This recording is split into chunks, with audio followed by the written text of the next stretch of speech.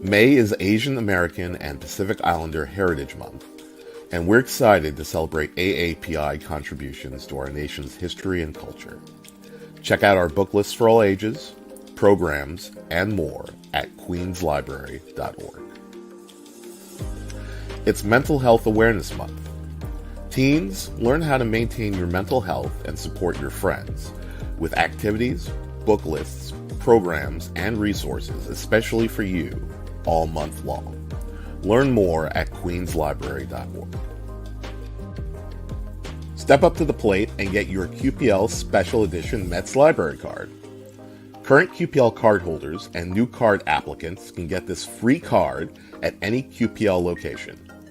Learn more at queenslibrary.org/Mets and check out our amazing array of free books and services at Queens Public Library.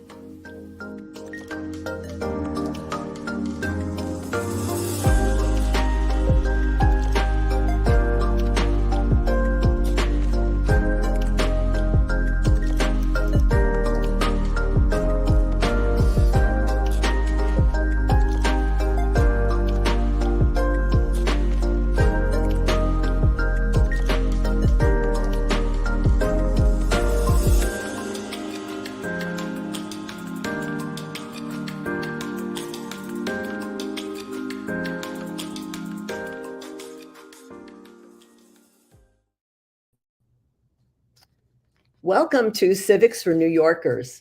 The League of Women Voters of the City of New York is a nonpartisan organization whose purpose is to promote informed and active citizen participation in government. Our mission is to expand our outreach and increase all New Yorkers' participation in local communities and government through civics education, the vote, and issues advocacy. As we work through this evening's presentation, please put any questions you might have in the chat, and we'll address them at the end of this evening's program. Voting is our right and our privilege.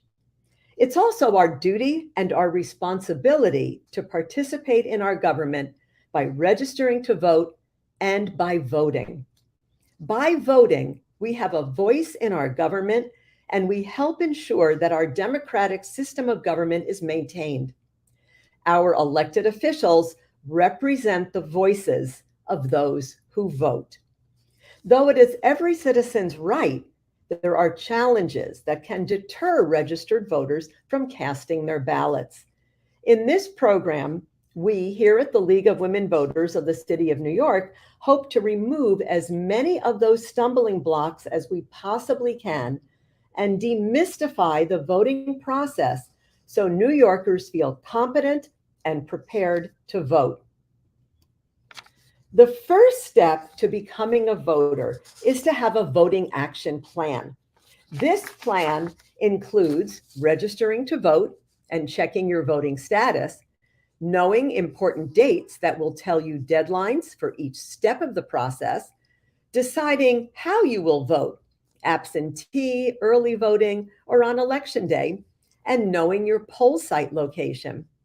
Making your voting decision is part of your voting action plan too, as you decide who and what to support.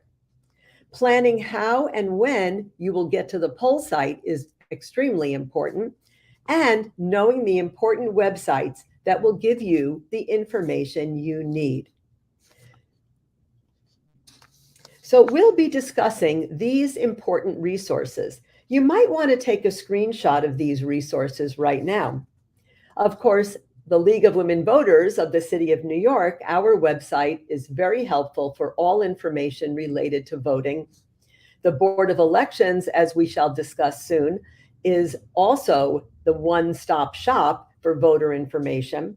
The Department of Motor Vehicles and the League's website, Vote 411, as well as TurboVote, will give you important information. Let's begin at the very beginning, getting you registered to vote. The requirements are you must be a U.S. citizen, 18 years of age, although 16 and 17-year-olds can register, but they can only vote when they turn 18. You must be a New York City resident for at least 30 days, not be incarcerated for a felony, although those who are incarcerated awaiting trial are eligible to vote, as are those people who are out on parole. You cannot claim the right to vote anywhere else, and you cannot be found incompetent by a court. To prove your identity to register to vote, you will simply need either a New York State driver's license number or a non-driver New York State ID, or the last 4 digits of your Social Security number. If you don't remember your Social Security number, there are ways to access it. Your school or your employer can provide those last 4 digits to you. If the Board of Elections is unable to verify your identity before Election Day, you will be asked for ID when you vote for the very first time only. And you might be offered the option to vote by an affidavit ballot. This will register you to vote, and it will count your ballot with the absentee ballots. We'll talk about this option a little bit later in the presentation. Once you know you are eligible to vote and you have the documentation you need to register to vote, there are actually 3 ways to register to vote in New York: online, by mail, or in person. To register online, there's only one way to actually do that in New York State, and that's by going to the Department of Motor Vehicles website and using your access from your from your state driver's license or your non-driver ID. There's also a hybrid version, half online, half on paper, that will allow you to register to vote in New York State. And to do this, you go to turbovote.org and request that a form be mailed to you. You fill it out, you sign it, and then you mail it back to the Board of Elections. The third way to register is by paper. And to get a paper registration form to mail to the Board of Elections, there are many, many ways you can do this. You can attend a voter registration drive in your neighborhood. You can go to your local library, the Board of Election office in your borough, or you can download and print the form yourself from vote.nyc. You can also, when you register to vote, you have the option of registering to be an organ donor. When you complete the registration form, you'll notice there are some very interesting parts on this form, and we're going to discuss those in a minute. One of the most interesting has to do with the election we're having shortly, and that requires a person to be a party member, and we'll talk about that in just a couple minutes. Be sure when you complete the voter registration form that you sign it and date it at the bottom, and then mail it in before the deadline. If you decide you want to register in person at the Board of Elections office, you can do that also. And you see here a list of all of the Board of Election offices in the city. So you might want to take a screenshot of this slide.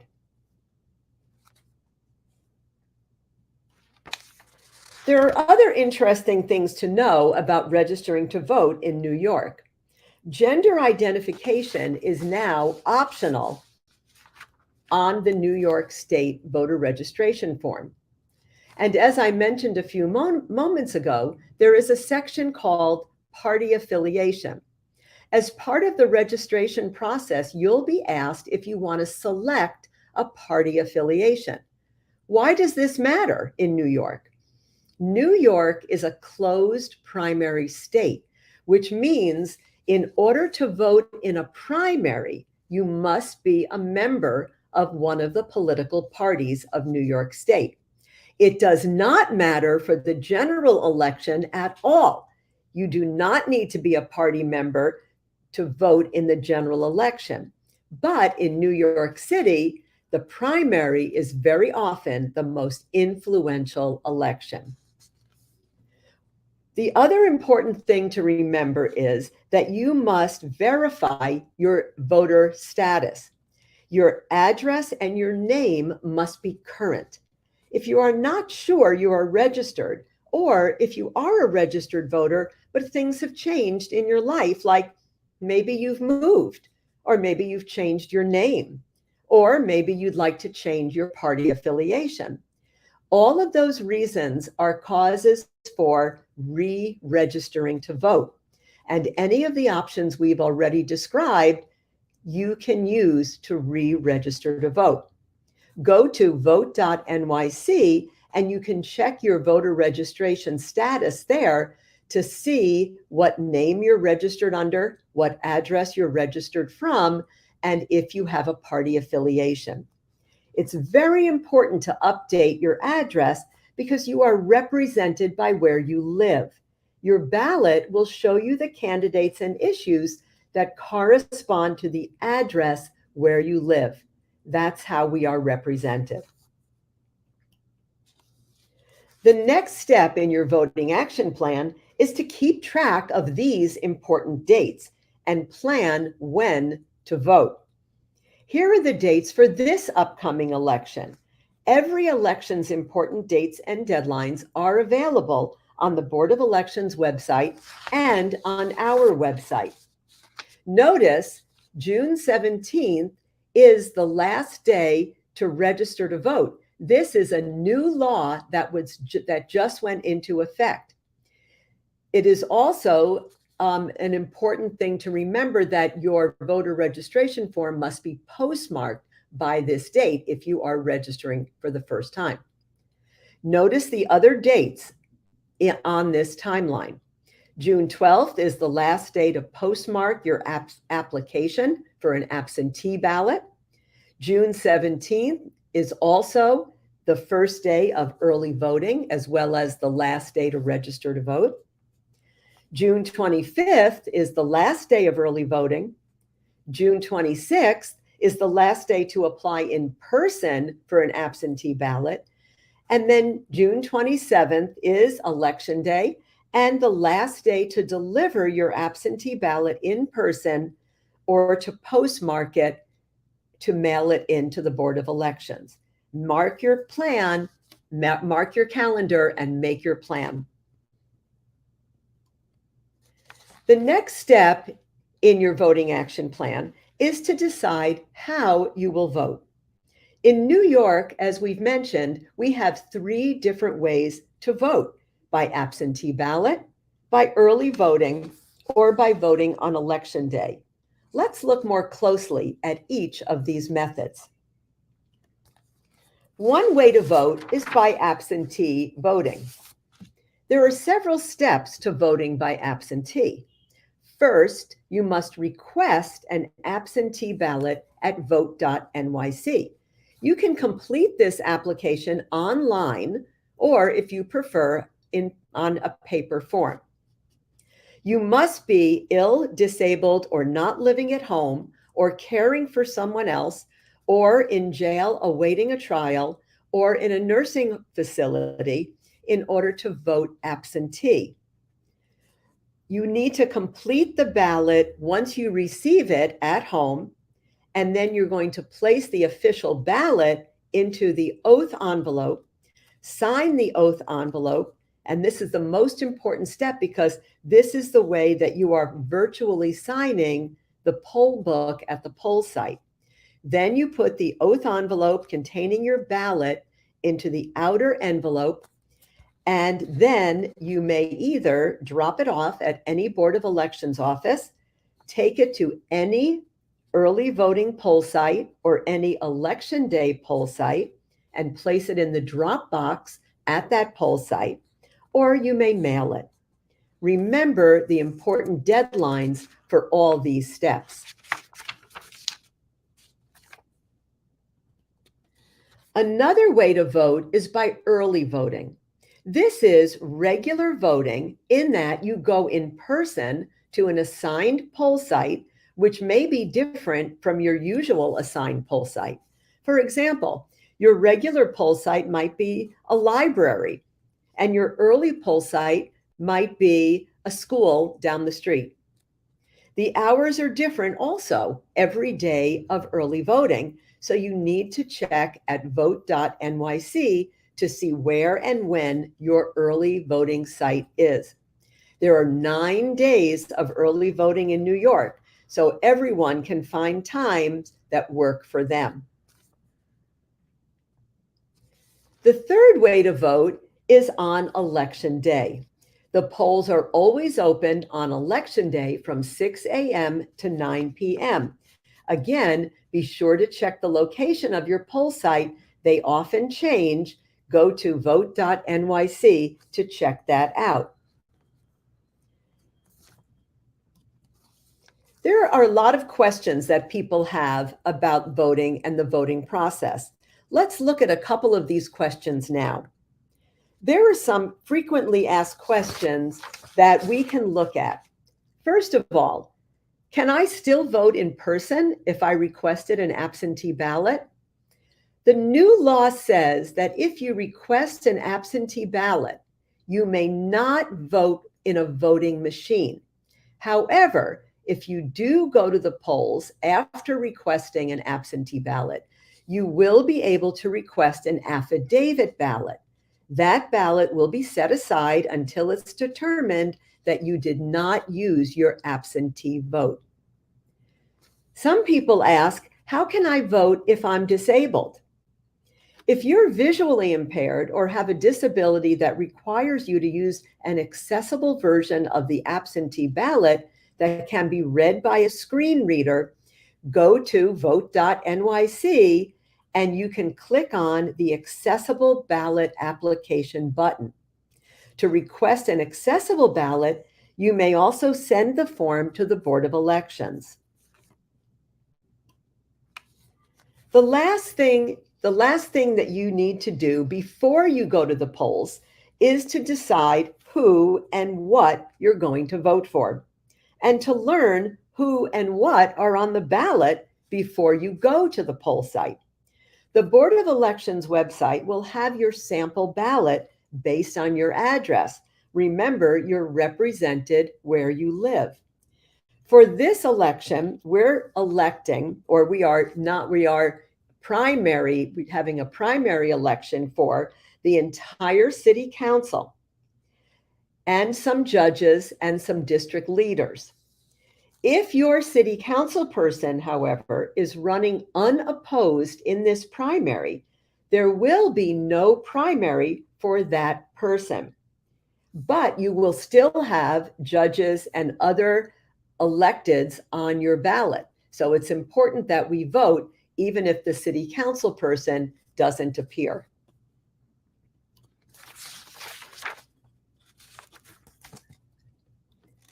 Once you know who and what are on your ballot, you might want to do some research to find out what the candidates stand for and how they will best represent your interests and the needs of your community.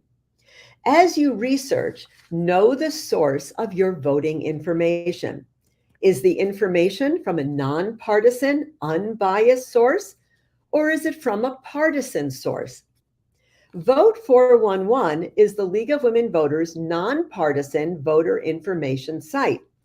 It will give you all the candidates' positions on particular questions that we posed for them.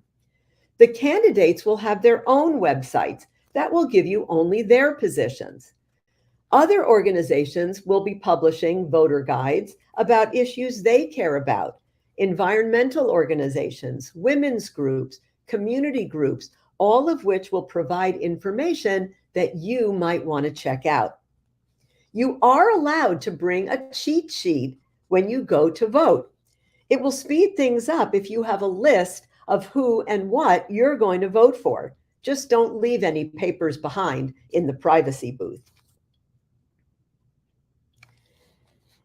We don't just vote for candidates. Sometimes we vote for constitutional amendments for the city or the state.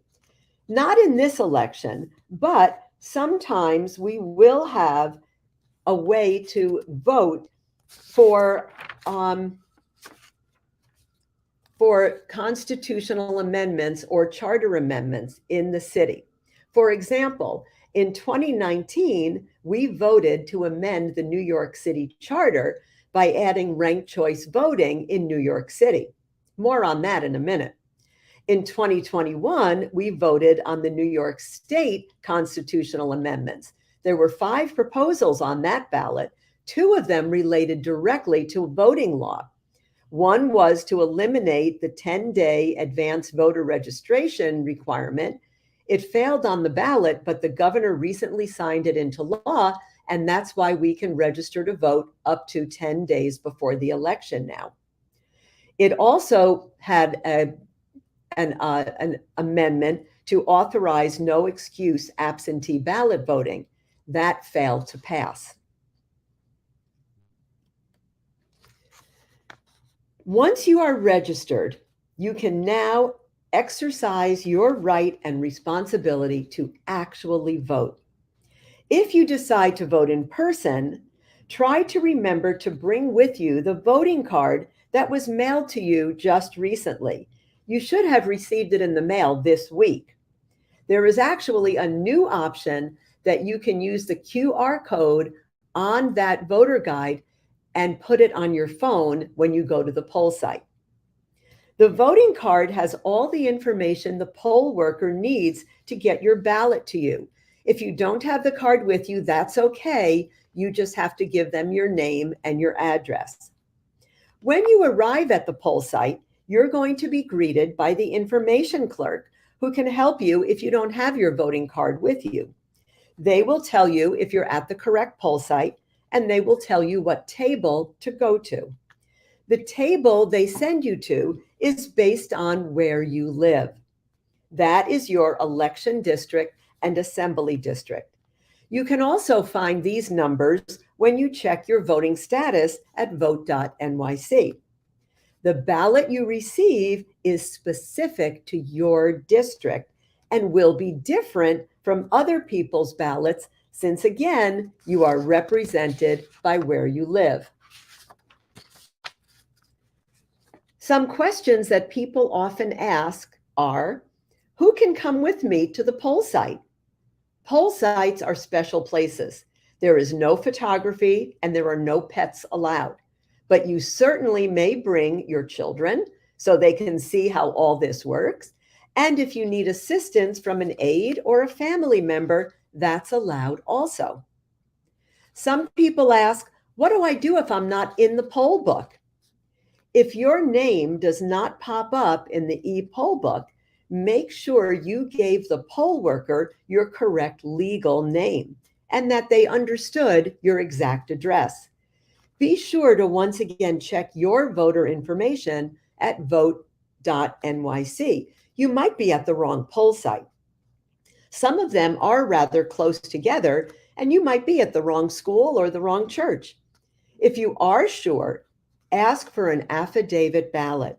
This works, as I've mentioned before, like an absentee ballot, in that you vote, place the ballot in a special oath envelope with all your information, and then it will be verified by the Board of Elections and counted later.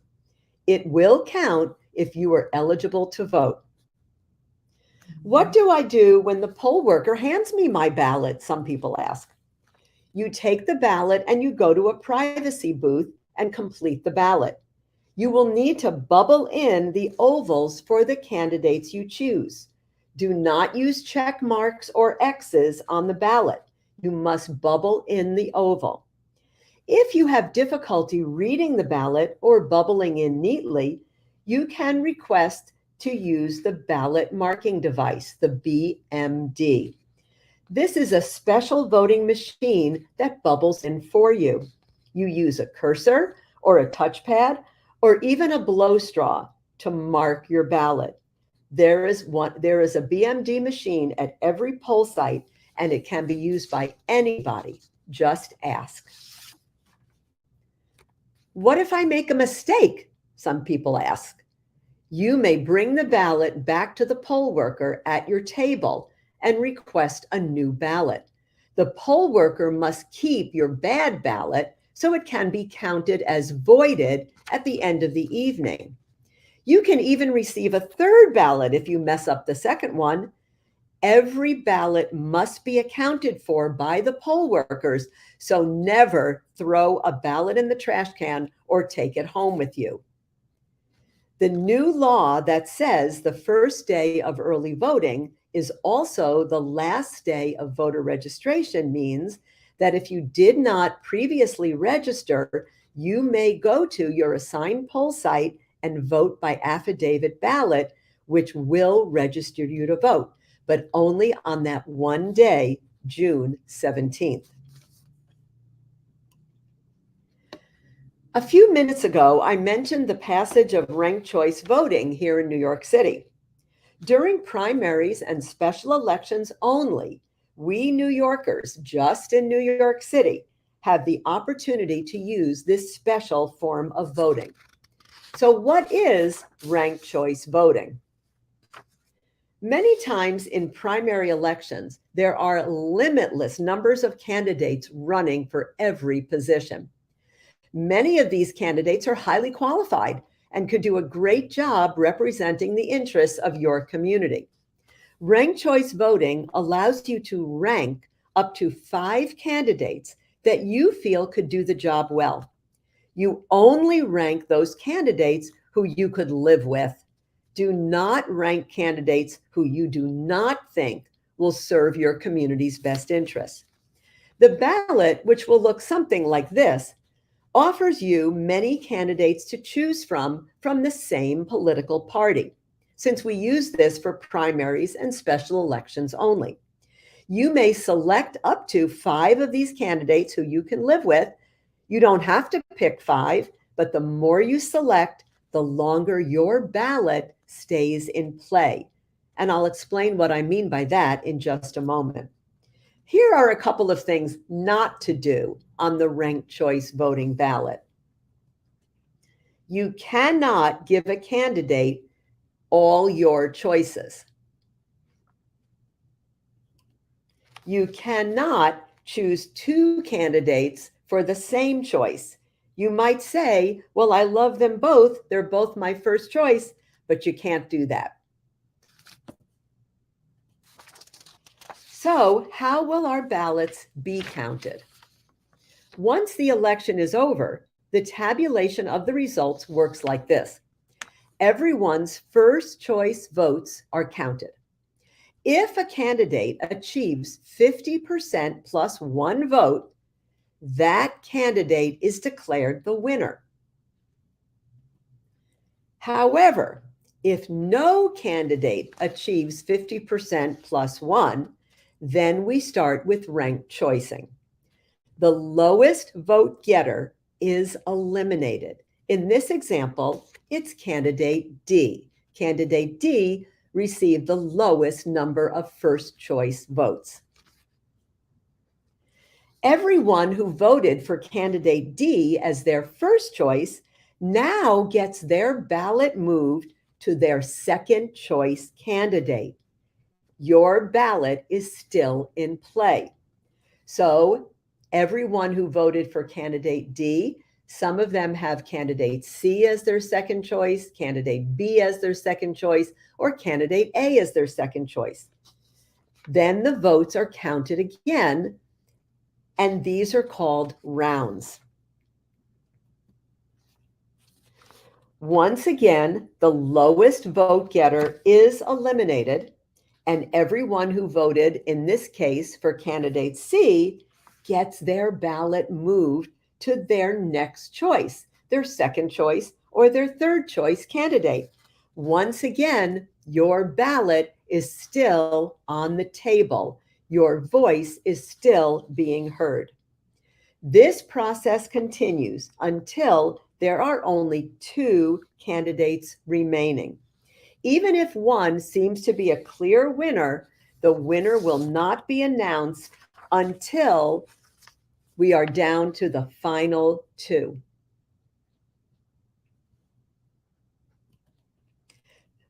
So what are the benefits to ranked choice voting? The major advantage is that your voice and your vote stay in play longer. Your ballot stays on the table through your first choice, your second choice, your third choice, because you probably have several candidates who you like. And this way, hopefully, you can still be satisfied with the winner. It can also make candidates more civil with each other, since they know they might be someone else's second or third choice, so they kind of need to be nice to the other candidates. One disadvantage is that it does take a little bit longer to tabulate the results, so we have to be patient. But ranked choice voting does avoid the cost of having to hold a runoff election. So now you're a voter, and yet your work is not quite done. Once you register and vote yourself, now it's time to help others with this crucial civic responsibility. You can educate your friends and family about voting. Offer to help if someone needs an escort to the polls or needs help navigating vote.nyc website. Train with us, the League of Women Voters, to run your own voter registration drive in your community. Just email us at lwvnyc.org and we can train you to do this important work. Train to be a poll worker by completing an application on the Board of Elections website, vote.nyc. This is really important work and will allow you to see the inner workings on election day, and it pays. Vote in every election, not just presidential elections. Voting local really matters. Local issues are the quality of life issues that affect us every day. Green space, parks, education, policing, bike lanes, sidewalk safety, public transportation, affordable housing. All of these are local issues and state issues that we can impact by voting the candidates we believe will do the job into office and make the decisions that represent our interests. So, is your voting action plan in place? Are you ready? Take a look at this voter checklist and see if your voting action plan is ready to put in play. I have registered to vote, or I have verified my voter registration. I know the important dates and deadlines. I have decided to vote by absentee, during early voting, or on election day. I know where my poll site is. I've made my voting decisions. I know how and when I will go to my poll site. I know the important websites. In New York City, the League of Women Voters provides timely information for New York City voters. In order to do this, we manage a telephone information service to answer questions from voters during election season. And you can reach out to us by finding our number on our website, lwvnyc.org. We publish informational materials to keep voters updated. We host candidate forums and debates. We provide speakers like this presentation to share information with community groups, corporations, schools, and libraries. We welcome new members, volunteers, and supporters to help us with this important work. In closing, Thomas Jefferson said, "We do not have government by the majority. We have government by the majority who participate." Voting is a right and a responsibility, and yet we understand that many people don't vote for a variety of reasons. But we hope with this presentation, we have encouraged you to vote. We have shared important voting resources with you and hopefully have clarified the voting process. When we vote, we are heard. When we vote, change can happen. And when we vote, we set an example for others in our community and in our family. If you have any questions, please make sure to put them in the chat. I will do the best I can to answer them this evening. And thank you all very much. Again, check your mail. Check your mail for the voting guide And that's going to have all the updated information that you might need. It also will include some of the new laws so you can keep track of what's happening there.